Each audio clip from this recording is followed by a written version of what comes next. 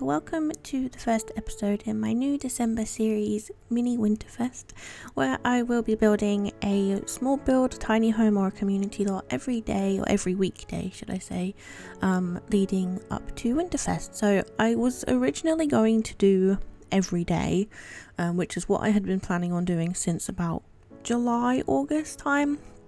And then I kind of was thinking about it over the last couple of weeks since I've been building these tiny little things and thought that it was probably a better idea to do every weekday. Then it would give me a little bit more time to get things prepared, for the week ahead. And I also know that, personally, I don't watch YouTube every single day, so I thought it would also give people who wanted to watch these videos a chance to catch up over the weekend, because if I do too many then nobody's going to watch them. So this is the first build that I have chosen to do, and I was looking through Pinterest at different kind of ideas that I could do with these little builds, and I found quite a few tiny little models that I thought would be really cute for inspiration for these builds. And one of them was a little tree farm. It doesn't look anything like this so I can't really insert the picture. I suppose I could, but it doesn't look anything like this, but the idea was there anyway. So I wanted to make it obviously like a tiny home, but when I was trying to figure out how to make it like an actual workable farm with like harvestables and things, I couldn't really do that. So I thought I would just make a tiny home and just add lots of different trees outside and just call it a tree farm, even though it's just a house. So this one is built on a 20 by 20 lot in Windenburg. There is one bedroom and one bathroom. The bathroom in this build is a little bit strange because of the way that it's laid out and built into the roof upstairs. So the toilet is downstairs, and then in this little 2x2 square here that I've just built is a bathtub shower combo and a sink. So it's a little bit odd the way that it's laid out, but when I was playtesting it seemed to work perfectly fine. And it's also a limited pack build, so I've only used cats and dogs, cottage living and the base game. I'm not even sure if I've used the holiday celebration pack. I think I have, but obviously that one is a free pack anyway, so I kind of consider that as base game too. And in total it comes in at 40,517 simoleons, so it's definitely not a starter home, and to be honest it's quite expensive for how small it is, and considering you can probably only have a maximum of 2 sims in here, and a pet if you would like a cat or maybe a small dog. I'm not actually sure if I have put a pet bed actually in this house. I've definitely put pet bowls, but I don't actually think I've put any other pet furniture, but there is a little bit of space. You could probably squeeze it in somewhere. So I've already pretty much done the kitchen. I tried to kind of lay the furniture out in a way that I kind of knew what I was doing before I went back in and did any of the detail-y bits. I did struggle with this window, and from the back of the house it kind of looks a little bit weird because the windows aren't quite lined up all the same, but I think it looks fine. I thought no one's going to be looking at the back anyway, so it doesn't really matter. But I am pretty pleased with how this turned out. It's really cozy, and the living room, or I guess the main living space, I've not really used the color scheme in there that I've used before on the wallpaper. It's quite dark, but to be honest I actually really like it. The same with the kitchen. I don't know if I've ever used these green counters before, but I thought they looked really nice, and they kind of match with the evergreen tree kind of color scheme as well. So the living room I've done with a brown it's like a reddy brown base game wallpaper. I wanted to use the slightly lighter swatch in there, but you might be able to see when I kind of try and use it, it's a little bit pixelated, and I'm not really sure whether that's just my game on my screen, I don't know, but it looked really strange. So I went with the darker one, which, you know, wasn't my first choice, but I'm actually really pleased with it. So I think it looks really cool. So I do use quite a lot of clutter in this build, like I normally do with most of my builds, but I have play tested it and it seems to work okay. I'm not sure whether it would work with the like cooking as a group, because I think you need at least 3 counters free, which this one I think technically has 2, because the flower pot and the utensil holder isn't actually on like a slot. I've alt placed it, but I mean, I guess they're easily removed if it doesn't work for you. So this little cork board, I thought I was being really clever when I did this. So I've used the shopping coupon, and I think it's the bills from the debug menu, and a little pin from the debug menu also, and rotated the 2 things with the tool mod and used them to kind of look like they've been pinned to the corkboard. I usually use the ones from Parenthood, but because I wasn't using that pack, I thought I would try and find something else, and I thought they looked really cool. So yeah, I'm really happy. The next thing that I thought I was being really clever doing, which I'm not the first person to do this, so I don't know why I thought that, but was to use these base game like portrait pictures and rotate them slightly to make them look like you know, standing photo frames. And I've used them, I think I've used 3 in this build, and I think they just look really cute because they kind of look like, you know, family portraits or like family pictures, and I really like the fact that they're in like that sepia kind of filter. It's not black and white, but I still think they look really cool. I've put some shelving units in between these 2 curtains here, and then I put the other one on the wall next to the toilet door, and I think I've done it in a couple of the other builds I have coming up too.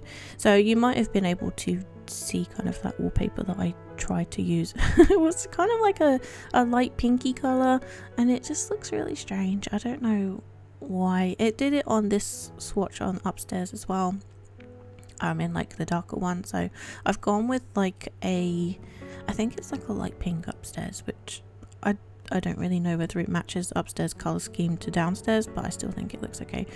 So here, like I said, there's a couple of shelves, and I've used another one of these portrait pictures to put on here. I filled the top one with bookshelves. Those aren't functional because they're up so high and they're not on like a slot. They're not what's the word? I don't know, but I've lifted them up and then moved them with the tool mod, so they're not functional. But I have used the other bookshelf or bookcase thing that came with cats and dogs. It's kind of like a suitcase with a big pile of books on, and I've put that next to the green armchair, and that one does work, so they can read books. The only thing that I haven't included in here is like a desk with like a computer or anything. So if you wanted to, I suppose you could probably put it on the dining table. There isn't really any space for a desk in this build. It's very small, but because of the way that I have set it out, it is it's classed as like a small home, not a tiny home, because it's more than 64 tiles, I think. I'm not sure of, I've built like the next or the rest of this week, so up until like Friday already. I'm not sure if any of them are, I think they're all small homes, so I'm going to try and do some like tiny homes, maybe some micro homes if I can. I've never been particularly good at doing micro homes because of, you know, 32 tiles is really small. And when you're trying to get everything in, I suppose if you do like a all-in-one room kind of home, then it's not too bad, but I will try. I've done one community lot so far for this week as well, which I think I was again being really clever doing that one, but you'll see later this week. So I've used this little stool from Cats and Dogs as a bedside table. I sized it down once and then just alt placed some of these different pieces on there. I was trying to find a like bedside table that I could use that was small enough to fit in there, and my go-to ones are from Dream Home Decorator and the little stool from Jungle Adventure. Obviously I couldn't use those, so I had to figure out what else I was going to do. I could have just sized down one of the other the other bedside tables, but I don't know, they kind of looked a bit strange, and then like the whole snapping situation, it was just, I wasn't having it, so I thought I would just use a stool instead, and I think it looks really cute and it kind of matches the theme that I wanted anyway. So I did the same thing with the tool mod with this little picture from Cottage Living, just to clutter up this what's it called, dressing table thing. But that does function too. I was a little bit worried that it wouldn't because of trying to squeeze between the bed and the dresser, but it does work pretty well. So we are almost done with the inside of the house, and then we go on to some landscaping. I tried to find some trees that were a little bit different from each other. So I did pick a couple of different ones from the different packs that I've used, and I think they all look just different enough that they look, you know, like it could be a tree farm.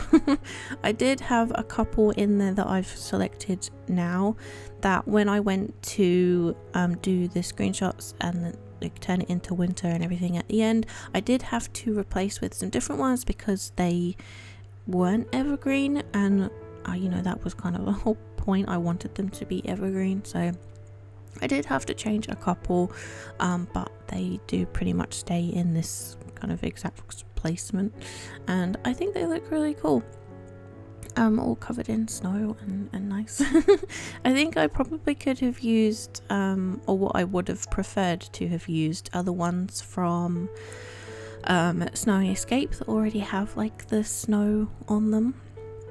But because I didn't use that pack, I wanted to go with these ones instead, and these I've sized right down to like 0.1 I think, because originally these trees are pretty big. There is one, I think, of these trees that was an evergreen, and it kind of went like a weird mushy brown color. So I did have to replace it, so all of those trees are the same tree instead of the two different ones that I've used, but I don't think you can really tell when they're covered in snow.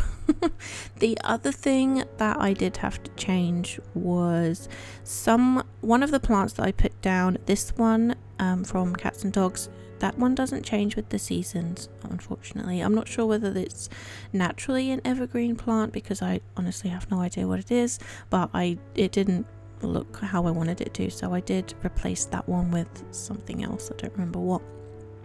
But you know, when it's in season or in the winter season, and covered in snow, you can't really see the plants anyway. But the main point of me doing this was I wanted it to look good, you know, not in just winter. I wanted it to look good in all of the seasons. So this one I haven't decorated as like Christmassy. I haven't put any Christmas decorations, it's just winter themed. And I should also mention that the rest of the builds throughout the rest of this month, not all of them are going to be Christmas themed or Winterfest themed. Some of them are just like normal tiny builds, and some of them are like just winter themed. And I think one of them I've done already is like Winterfest themed, but it's actually set in summer because, you know, not everybody has Christmas or Winterfest in the winter, so I wanted to kind of show that too, because like myself going into Christmas, it's actually summer for me. So that is pretty much it for today's video. I really hope you have enjoyed it. Thank you so much for watching, and yeah, let me know what you think, and I will see you all for another video tomorrow. Bye everyone.